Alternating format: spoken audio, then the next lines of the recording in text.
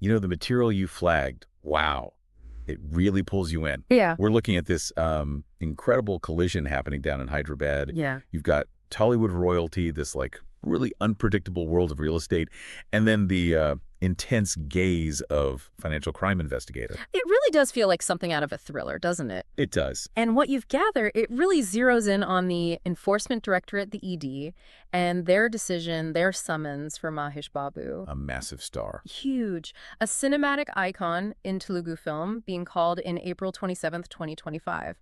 And it's all tied to this pretty substantial 5.9 crore money laundering probe. Okay. And the threads, they seem to lead right back to these two Hyderabad real estate firms, Surya Developers and the Surana Group. Hyderabad. Okay. Right, you immediately think Charminar, the smell of amazing biryani. Mm-hmm. But underneath all that, there's this, well, clearly complex real estate scene, now under a bit of a cloud, it seems. Definitely a city where tradition and, rapid growth are really mixing.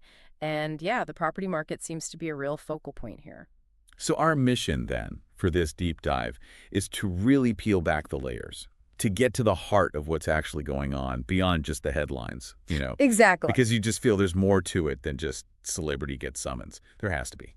Precisely. We need to kind of trace the events, understand the actual allegations, and think about the wider implications for everyone. From the people who put their money in to just the whole real estate dynamic there. Absolutely. And you're right, that mix of Tollywood glamour and, well, serious financial crime accusations, that's what makes it so compelling.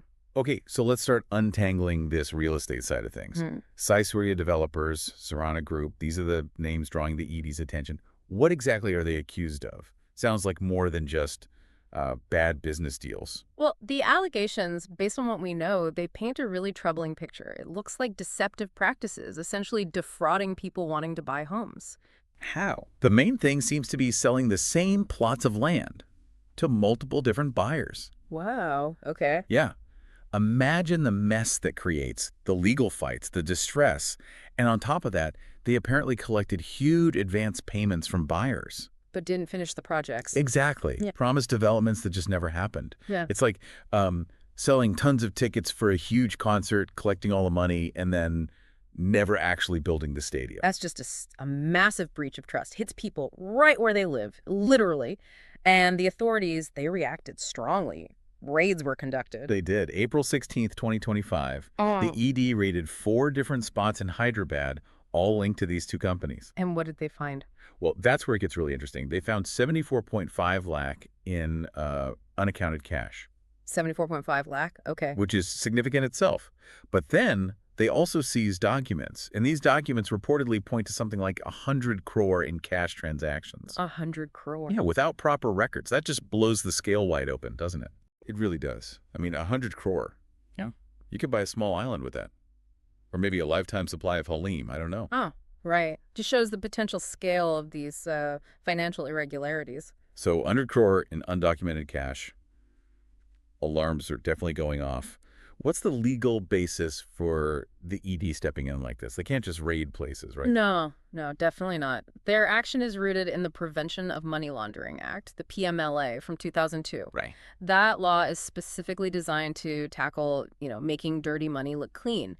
And in this case, the ED's investigation started because of multiple FIR's first information reports. Ah, okay. Filed by the local police. Exactly, the Telangana police. These FIRs would have laid out the initial complaints, the fraud, the deceit against Surya and Surana Group. And name names. Presumably, yes. Key people like Narendra Surana, he's the MD of Byganagar Properties Ltd, and K. Satish Chandra Gupta, the proprietor of Surya Developers. They were already on the police radar, and now the ED is following the money trail. Okay, so we've got these companies accused of cheating buyers. The ED finds a load of cash.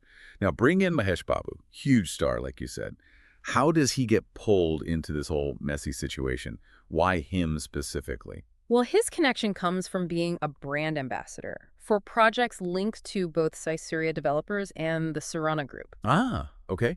The face of the project. Exactly. One project mentioned specifically is called Green Meadows. And you have to think about the power of that endorsement, right? Silly. Someone as popular, as trusted as Mahesh Babu, lending his face, his name to a real estate project. Hmm. that instantly gives it this aura of, like, safety and reliability for potential buyers. It's smart marketing. It really is. You Mhm. see a face you trust, you maybe let your guard down a bit, feel more confident putting your money in. So he was the front man for projects now accused of being scams. But what's the direct money laundering link for him? The ED seems really interested in how he got paid for that endorsement work. The info suggests a total payment of about 5.9 crore. Now, 3.4 crore of that was apparently paid by check, documented, traceable. That But a big chunk euro 2.5 crore was allegedly paid in cash. 2.5 crore in cash. Yeah, and like we said, big cash payments like that, they always raise eyebrows for financial investigators. Right. Red flags. Exactly. Now, it's important to say that ED isn't currently accusing him of, like, masterminding the scam or anything. Why- Their focus right now is on that 5.9 crore payment, especially the 2.5 crore cash part. They need to figure out where that cash came from Ah, and whether it's connected to the potentially illegal money Surya and Surana Group are accused of taking from those buyers. so follow the money. Could that cash he received have actually been the money taken from the home buyers? That seems to be the big question. That's precisely the question the ED is likely asking. They'll want to trace the source of that cash. Was it legitimate company income? Or could it be part of the proceeds from the alleged crimes they're investigating? His questioning will aim to clear that up. Okay, let's maybe dig a bit deeper into the scam itself. You mentioned unauthorized layouts selling the same plot multiple times. It sounds pretty calculated. It really does seem like a pattern of, well, deliberate deception. The sources suggest several tactics were used.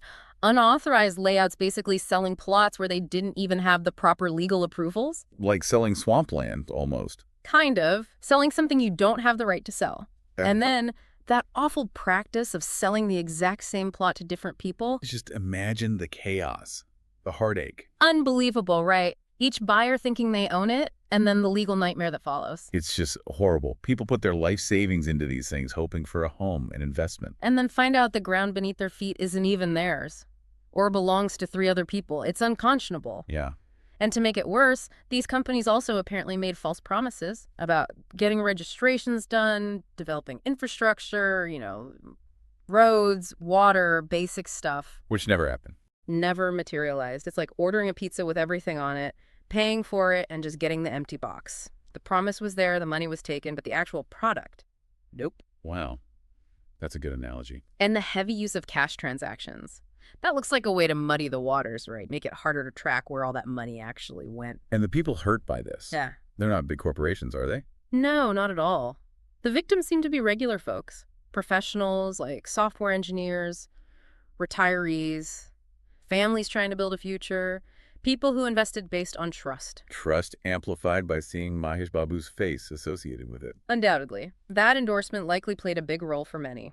The info even mentions a specific complaint from a Mr. Naka Vishnuvardhan, a 32-year-old software engineer. Okay. He and about 30 others apparently invested over 3 crore in that Green Meadows project. 3 crore. Wow. And their story. Classic unfulfilled promises. Project allegedly lacked approvals, no development work started, even issues with the original landowners weren't sorted out. It's just heartbreaking for them. Truly is. So those ED raids on April 16th, they weren't just random searches. They targeted specific places linked to the main guys. Exactly. Focused on prime spots in Hyderabad, Secunderabad, Jubilee Hills, Bowenpalli. Offices and homes of Narendra Surana and K. Satish Chandra Gupta. And found more than just cash. Seems so.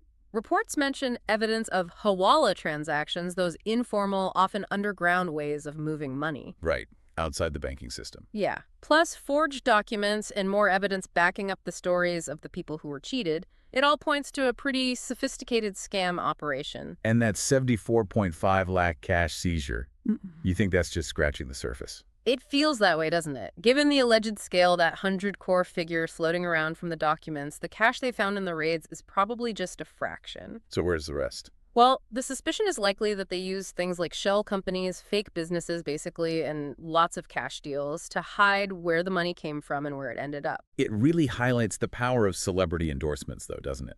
Mahesh Babu, huge fan base, respected image. He lends that credibility. And tragically, it seems like that trust was weaponized by these companies. That's a really crucial point. In a crowded market, people look for shortcuts, for trust signals. A famous face is a powerful one. Definitely. And the ED's focus on him, it underlines the weight these endorsements carry, especially for big financial decisions like buying property. And it's not the first time celebrities have gotten caught up in endorsing dodgy ventures, is it? Even if they weren't directly involved in the fraud itself. No, it happens. Your sources don't detail other examples, but we know it's a recurring theme. It's a stark reminder, really, of the responsibility that comes with that kind of public platform. Trust can be easily broken, even unintentionally. And it sounds like this might not be just about these two companies. The info hints this could be part of a bigger pattern in Hyderabad's real estate scene. That's a sharp observation. This case might indeed reflect some broader issues in Hyderabad's booming, fast-growing property market. Like what? Things like unauthorized layouts being common, maybe fake registrations, developers just not delivering, the fact that Surana and Gupta were reportedly arrested last year by the state police. For similar scams. Yeah, the Economic Offenses Wing apparently picked them up for similar stuff. That suggests it's not exactly a new problem. It might be a recurring issue there. So the ED stepping in now, maybe it's a necessary intervention to try and curb some of these practices. Could be. It certainly serves as a huge warning sign for potential buyers, doesn't it? Yeah. Exercise extreme caution. Do your homework. Beyond just seeing a famous face on a billboard. Absolutely. Don't rely just on the endorsement. You got to check the legal status, verify the approvals, research the developer's track record, their financial health, meticulously. So the big date is April 27th, 2025. That's when Mahesh Babu is set to appear before the ED in Hyderabad. What should we expect then?